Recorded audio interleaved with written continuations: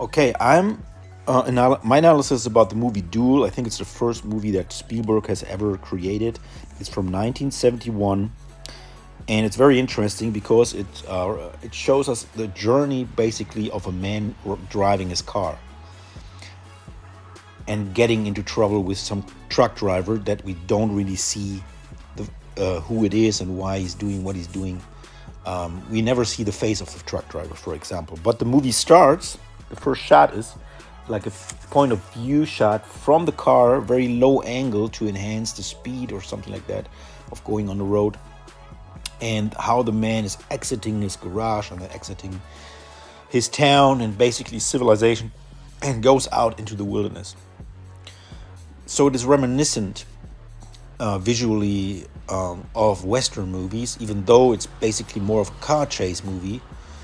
But the visual style is very Western-like, I think.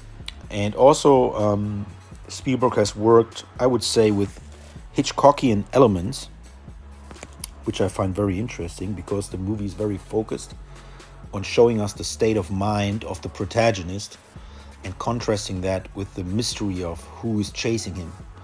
And we don't really see many other people or stuff like that in the movie. So it's very focused.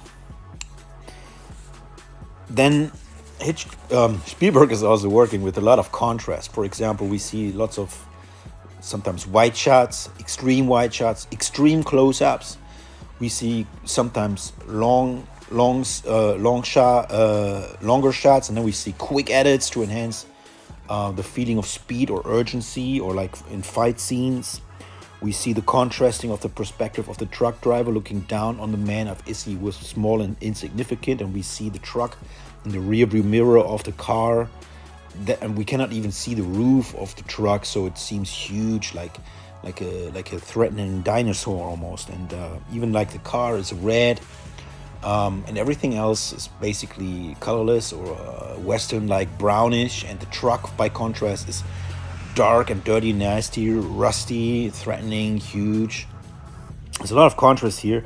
For example, also in the scene where we see the kids in the bus laughing, and the man in his state of mind must think they laugh about him or feel almost like that. About the sound, what's very interesting is in the first 24 minutes of the movie, we don't hear any non-diegetic music. But what we hear a lot in the first 4 minutes, at least, is the only thing we hear is the radio that the man listens to in his car. So almost like showing us to identify with the man in the car, even though we don't really know who he is, you know? And then after 24 minutes, the first time that we hear non-diegetic music. In another scene at the road stop, we even hear the man's what the man thinks. We get into his mind, and then we even see what he thinks, because we see his fantasies about him going up to the man at the bar, when in reality he's just sitting there at the table.